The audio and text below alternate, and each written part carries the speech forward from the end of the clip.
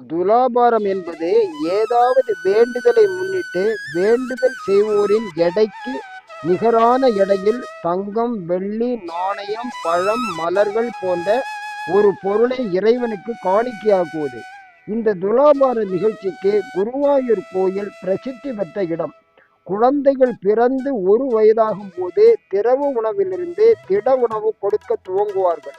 அப்படி திட உணவு கொடுக்க துவங்கும் போது இறைவனின் சன்னதியில் பருப்பு, நெய்யில் குழைத்த சாதத்தை குழந்தைகளுக்கு ஊட்டுவார்கள். குழந்தைகளுக்கு முதலில் சோறு ஊட்டும் நிகழ்ச்சிக்கு குருவாயூர் கோயில் பிரசித்தி பெற்ற இடம். குழந்தைகள் 1 வயதாகும் போதே குழந்தைகளுக்கு இடுப்பில் அரைஞான் கயிறு கட்டுவார்கள். குழந்தைகளுக்கு அரைஞான் கயிறு கட்டும் நிகழ்ச்சி இறைவனின் சன்னதியில் நடக்கும். இந்த அரைஞான் கட்டும் நிகழ்ச்சிக்கு குருவாயூர் கோயில் பிரசித்தி பெற்ற இடம். கோயில் யானையிடம் ஆசீர்வாதம் வாங்குவது என்பது அனைத்து கோயில்களிலும் நடக்கும் ஒரு வழக்கமான நிகழ்வு.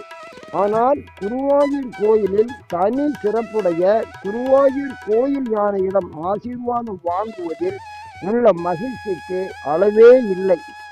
பரதநாட்டியம் பயின்ற குழந்தைகள் முதல் பெரியவர்கள் வரை குருவாயூர் கோயிலில் பரதநாட்டியம் அரங்கேற்றம் நடத்த பெரிதும் விரும்புவார்கள்.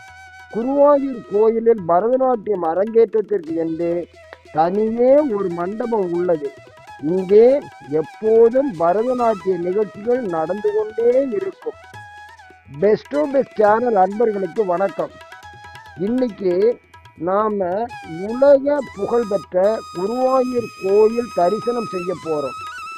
காக்கும் கடவுள் 10 அவதாரங்கள் எடுத்தாலும் அதில் அனைவருக்கும் பிடித்த மற்றும் பல பின்னணி கதைகள் கொண்ட அவதாரம் கிருஷ்ண அவதாரம். குட்டி கிருஷ்ணராக பல லீலைகளை செய்தவராக கேரளாவில் உள்ள குருவாயூரில் குருவாயூர் அப்பனாக காட்சியளிக்கிறார் கிருஷ்ணர். கிருஷ்ணரின் தனி பெரும் சிறப்புமிக்க குருவாயூர் திருச்சூர் மாவட்டத்தில் அமைந்துள்ளது. ஸ்ரீ கிருஷ்ண அவதாரத்திற்கு சற்று முன் அன்னை தேவகி மற்றும் வாசுதேவருக்கு குருவாயூர் கோயிலில் உள்ளவாறு தோற்றமளித்தார் கிருஷ்ணன். இதனால் இந்த இடம் தென்னிந்தியாவின் துவாரகா என்று அழைக்கப்படுகிறது. இங்கு குடிகொண்டிருக்கும் சிறுவனான ஸ்ரீ கிருஷ்ணனை பக்தர்கள் அன்புடன் கண்ணன், உன்னிக்கண்ணன், பாலகிருஷ்ணன் மற்றும் குருவாயூரப்பன் என்று அழைக்கிறார்கள். நம்ம ஊர் மக்கள் குழந்தைகளுக்கு சோறு ஊட்ட பெரும்பாலும் இந்த கோயிலுக்குத்தான் செல்கிறார்கள். கோயிலின் மூலவரான குருவாயூரப்பனின் சிலையானது காலத்தை கணிக்க முடியாத வரலாற்றை கொண்டுள்ளது. புராண கதைகளின்படி இந்த சிலையை சிற்பி வடிவமைப்பதற்கு முன்பாகவே விஷ்ணு பகவான் இதன் வடிவப்படத்தை பிரம்மதேவனிடம் வழங்கியதாகவும் அந்த படத்தை பிரம்மதேவர் மன்னர் சுதாபஸ் மற்றும் அவரது மனைவி பிரஸ்னியிடம் வழங்கியதாகவும் கூறப்படுகிறது.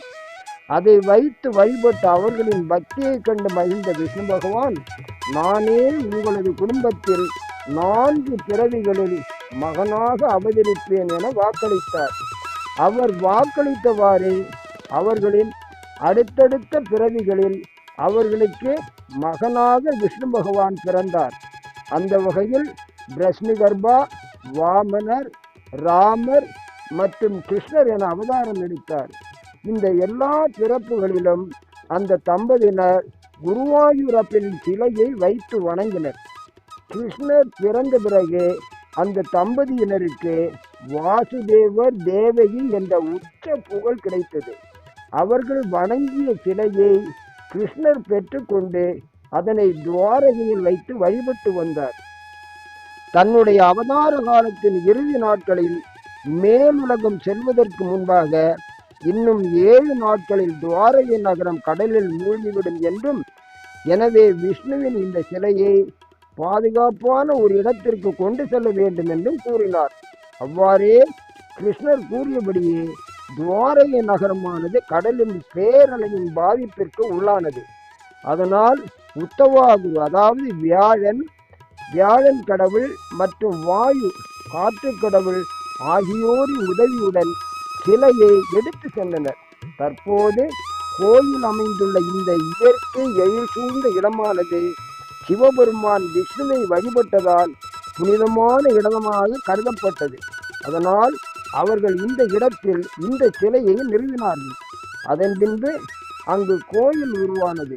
குருவும் வாயுவும் அந்த சிலையை கொண்டு வந்து நிறுவியதால் அந்த இடத்திற்கு குருவாயூர் என்று பெயர் வந்தது. இந்த காணொளி மற்றும் தகவல்கள் உங்களுக்கு உபயோகமானதாக இருக்கும் என்று நம்புகிறேன். இந்த சேனல் சப்ஸ்கிரைப் பண்ணுங்க, இந்த காணொளி நண்பர்களுக்கு ஷேர் பண்ணுங்க, லைக் பண்ணுங்க, பெல் ஆல் பட்டன்கள் கிளிக் பண்ணுங்க. ஆதரவளிக்கும் அனைவருக்கும் நன்றி, வணக்கம்.